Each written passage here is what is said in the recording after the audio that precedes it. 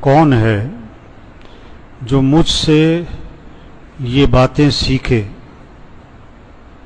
اور ان پر عمل کرے یا ان کو سکھائے جو اس پر عمل کرے؟ اللہ کے نبی نے کیا فرمایا؟ کون ہے جو مجھ سے یہ باتیں سیکھے اور اس پر عمل کرے یا ان کو سکھائے جو اس پر عمل کریں؟ ایک طلب پیدا کی، کون ہے؟ حضرت ابو ہریرہ رضی اللہ عنہ نے عرض کی، اللہ کے رسول میں سیکھوں گا، اس پر عمل کروں گا اور انہیں سکھاؤں گا جو اس پر عمل کریں۔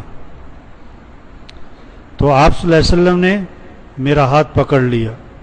حضرت ابو ہریرہ رضی اللہ عنہ فرماتے ہیں کہ اللہ کے نبی نے میرا ہاتھ پکڑ لیا اور 5 باتیں گنوائیں، 5 باتیں گنوائیں کہ ان 5 کو سیکھو اور ان پر عمل کرو۔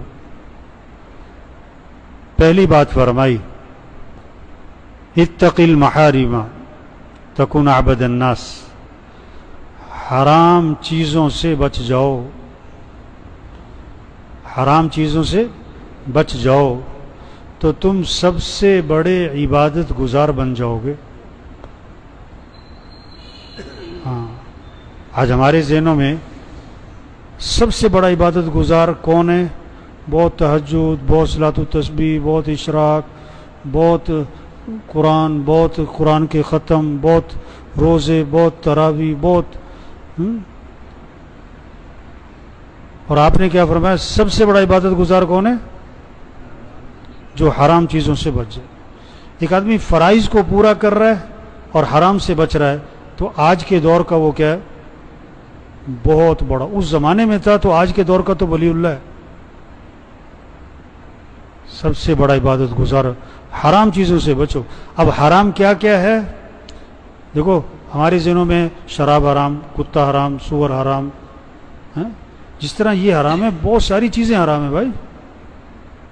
بعض چیزوں کا دیکھنا حرام ہے، بعض چیزوں کا سننا حرام ہے، بعض چیزوں کا بولنا حرام ہے، بعض چیزوں کا پہننا حرام ہے، بعض چیزوں کا خریدنا حرام ہے، بعض چیزوں کا گھروں میں رکھنا حرام ہے۔ جو بھی حرام کے درجے کی چیزیں ہیں اس سے بچو، جو بھی حرام کے درجے کی چیزیں اس سے بچ جاؤ۔ ہاں، ایک آدمی نے نا رشوت کے پیسے جیب میں ڈالے ہوئے ہیں، رشوت کے پیسے نا، اور گوشت کون سا تلاش کرتا ہے؟ حلال کا۔ وہ حرام گوشت نہیں کھائے گا، اور رشوت کے پیسے بھی، جیسے مری مرغی حرام ہے، جیسے کتا حرام ہے، جیسے سور حرام ہے، گدھا حرام ہے، رشوت بھی کیا ہے؟ تو گوشت میں حلال حرام سمجھ میں آتا ہے لوگوں کو، پیسے بھی نہیں سمجھ میں آتا۔ بہنوں کو وراثت میں حق نہیں دیا، یہ حرام کھا رہا ہے۔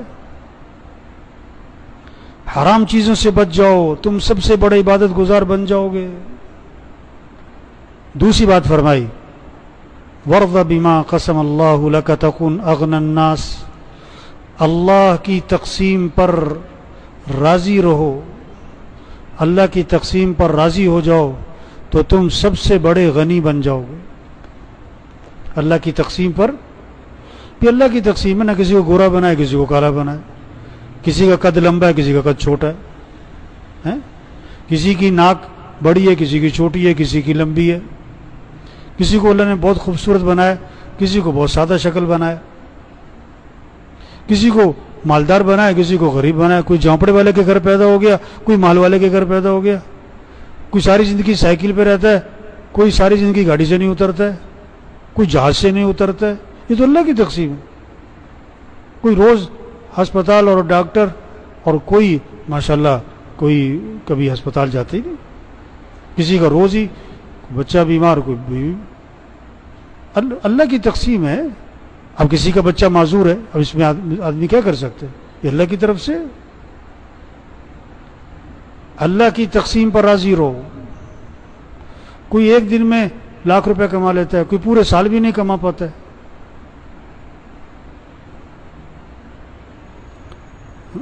کسی کو مزدور بنایا ہوا ہے، کسی کو ملک کا مالک بنایا ہوا ہے، کسی کو ملک کا چوکیدار بنایا ہوا ہے۔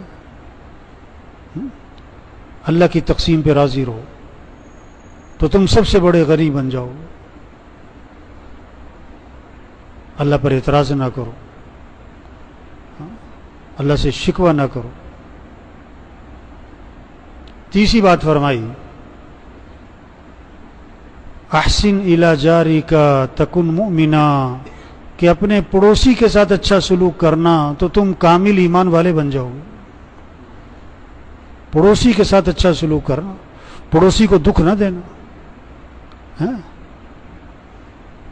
اپنا گھر دھویا اور پڑوسی کے گھر کے سامنے پانی کھڑا کر دیا.